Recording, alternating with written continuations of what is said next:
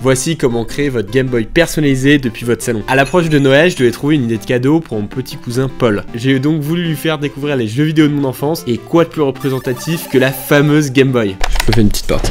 Et comme j'adore les défis, j'ai donc décidé de la créer moi-même et de la personnaliser. Je vous montre comment j'ai fait. Donc après des tas de recherches sur internet, j'ai décidé de me baser sur le tuto de Raspberry pour faire ma propre Game Boy. Pour cela, j'ai dû acheter tout ça.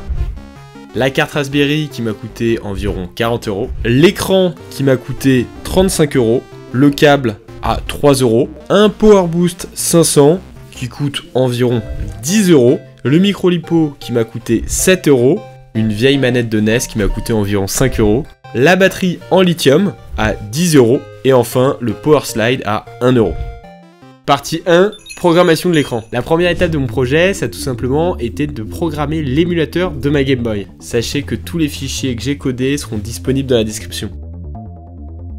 Sur la carte Raspberry que je me suis procurée, j'ai installé le logiciel Retropie. Retropie, c'est tout simplement un émulateur pour faire tourner les vieilles consoles. Vous n'imaginez pas que j'allais coder de A à Z la Game Boy. J'ai en plus de ça rajouté mes identifiants Wi-Fi lors de l'installation de Retropie sur ma carte. Ça va me permettre de me connecter à distance sur cette dernière. Et pour assurer cette connexion, je me suis connecté à partir de l'adresse IP de ma carte Raspberry avec le logiciel MOBA Externe. Cette connexion, elle m'a permis de faire pas mal de modifications, notamment ajouter un petit écran connecté au Raspberry, émuler correctement mes boutons, ajouter le logiciel Cupcad, qui est un logiciel à la base prévu pour les bornes d'arcade, mais qui nous sera très utile par la suite. C'est un outil surprise qui nous servira plus tard. Et pour notre écran, j'ai choisi un TFT de 240 sur 320 de 2,8 pouces. L'idée, c'était de me rapprocher le plus possible de l'écran originel d'une Game Boy. J'aurais pu rajouter un écran beaucoup plus grand pour faire une Game Boy géante, mais je voulais faire galérer Paul autant que j'ai galéré par le passé. Avec ma mère et mon petit frère, des fois on restait 3-4 ans sans eau chaude. Et enfin, j'ai modifié certaines configs pour avoir du son avec une prise jack ou du Bluetooth. Création de la coque. Une fois l'écran paramétré, je me suis ensuite attaqué à la modélisation et l'impression de toute la coque de la Game Boy. Vous imaginez bien, il existe déjà des tas de fichiers modélisés en 3D d'une Game Boy, étant donné que c'est quand même une console iconique. J'en ai sélectionné un et j'ai lancé une première impression rapide. L'idée, c'était simplement pouvoir tester le jeu entre nos différents composants. Une fois que j'ai pris en compte ces derniers, j'ai pu retravailler le modèle 3D de ma coque de Game Boy sur Fusion 360.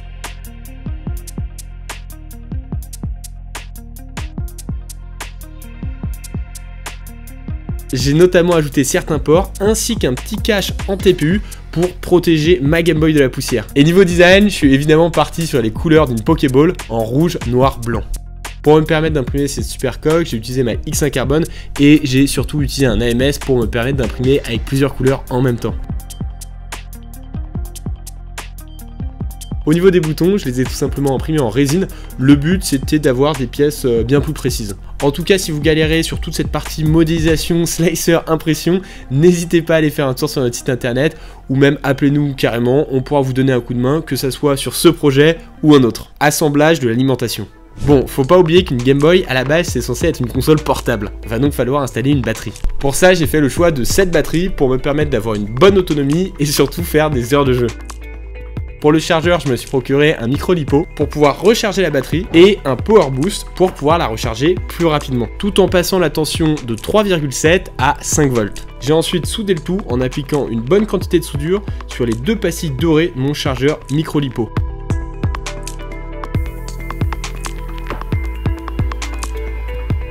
Ensuite, j'ai connecté mon chargeur micro LiPo à mon module Power Boost. Enfin, pour pouvoir allumer et éteindre ma console, j'ai rajouté 2 câbles qui seront reliés à l'interrupteur plus tard. Assemblage et programmation des boutons. Pour les boutons, j'ai dû me procurer une carte PCB. Et pour ça, j'ai tout simplement chopé une vieille manette de NES qu'en contient une et je l'ai découpée en 3 parties. Et je me suis débarrassé du reste. La première partie de la carte était pour les boutons A et B, la seconde pour la croix directionnelle et la dernière pour les 2 boutons Start et Select. Et ensuite, pour pouvoir connecter ces boutons à notre Game Boy, j'ai eu besoin d'un câble avec 26 branches. Attention, suivez bien, c'est la partie complexe de la vidéo. On va devoir séparer et connecter chaque branche à une partie spécifique. Voilà à l'écran le tableau des connexions. Déjà, j'ai coupé tous les câbles inutiles. Et ensuite, j'ai effectué ces connexions.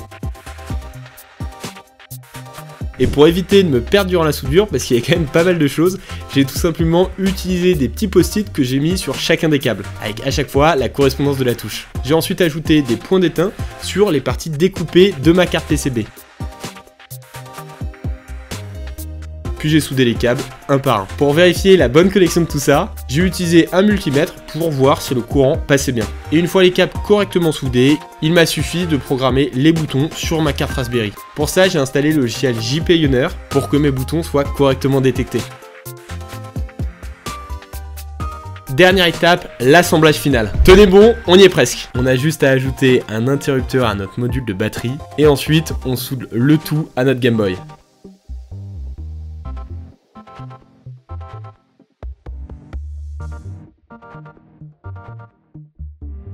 Et enfin, j'ai simplement inséré mes différents boutons en résine et refermé la coque de ma Game Boy. Vous l'avez vu, toute cette opération est quand même relativement simple. Et grâce à l'impression 3D, vous pouvez vraiment personnaliser à l'infini votre console. Que ça soit dans le style, comme ici, ou en utilisant des formes un petit peu plus étranges. Bon bah maintenant que vous savez fabriquer ce type de Game Boy, on va la tester. Si vous voulez que je fasse plus de vidéos où j'intègre l'électronique à l'impression 3D, dites-le moi en commentaire. Et évidemment, likez et abonnez-vous.